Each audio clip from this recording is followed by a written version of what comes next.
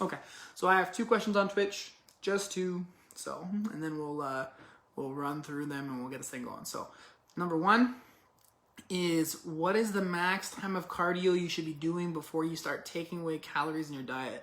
It really depends. I'm not gonna lie to you. So that's one of those things where it's going to depend on what your basal metabolic rate is, which basically is how many calories are you burning if you do absolutely nothing, just how many calories a day your body's gonna burn by itself, how much cardio you've been doing before, how high your calories are right now, how long you've been training for, how long you've been doing this diet for. So like, it's really gonna be dependent. I would say if you're going over an hour of cardio in one session, that's bad. As far as total, I mean, you can get up to 2 hours a day. You just got to split it up because, you know, out more than 1 hour in a session I think is bad and counterproductive. But it's really gonna depend. That's one of those things where I would tell you, like, that's a hard question. So if you're more specific with like details, feel free to message me directly. Again, you can message me on Facebook. If you're on Twitch, which is the question came from Twitch, Facebook or Instagram or the website. It's like Coach Ethan Dean. You can Google that on one of those 3 places. You'll find the information. So if you want to DM me, the DM me or direct message me or whatever, the specifics of your diet and like the cardio that you're trying to do and what your goal is, I'd be more than happy to help you kind of get a plan out there and figure out what you should be doing for like your next steps as far as cardio or lowering your calories or what you need to do. So that'd be a little more helpful. So I don't want to give out advice that's not correct when your situation could be completely different from everybody else's. So that's what I have for that one. Number 2 is, do you recommend doing body measurements? Some gyms offer that scanner thingy. Does that actually work? So I'm going to say that I think body measurements are okay. It's another good way to do it. I don't like the scanners because I feel like, 1, they can be a little bit inaccurate. Whether people want to believe that or not, I really don't care. You can go look at the fucking results that people get. I've done them before and I've got some crazy ass results. So I would just tell you, like, it's really dependent on your sodium, your water, and a bunch of other things going on in your body. So I think they're a good way to get a snapshot, but I think to be more consistent and something, again, I think you should be able to do stuff by yourself and on your own so that you don't have to worry about it or have excuses for why you can't, check your progress weekly. I would say, yeah, it's a great way to get a snapshot and get more information, but I would say it's a consistent way to check your progress. No, I don't think it's the best way.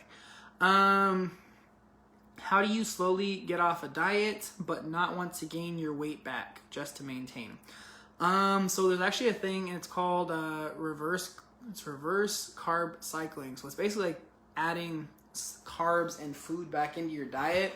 So it's kind of the same way. It's kind of the same way that you end up doing like the transformation the other way. So like when you start adding cardio, adding calories, those are things that you want to do in reverse. The one thing I'm going to tell you though is that your body overall, and again, you can Google this, has to get to a point of homeostasis, which means like your body is like at it's comfortable in a specific weight and a specific amount of body fat. A specific amount of lean muscle mass, specific amount of everything. So like homeostasis, it's comfortable where it is. So you're going to want to maintain what you're doing, even if you're maintaining and you're not making progress and you want to stay right around there. You're going to want to maintain that for about 4 to 8 weeks. And so 1 to 2 months solid before you start adding in more calories, adding in, or I guess taking away cardio. I'm say adding in cardio, taking away workouts. So you want to get to a point of homeostasis or everything being like comfortable in your body with everything going on. And that's the point in time where you can add in a little more calories, reduce cardio, but same thing, you don't want to just stop doing it. So you want to slowly taper down your cardio, taper up your calories, and watch your weight. And that's the point in time where you're going to start to see if it fluctuates a little bit. Pay attention to it, because if you keep on adjusting and it starts getting way out of whack, then you need to maintain where you were at, like the step before before it started to freak out, and then maintain there for another 4 weeks. And you just have to get your body comfortable and used to where it's like being at where you want it to be at, for it to be more comfortable being in that area and being consistent like with that.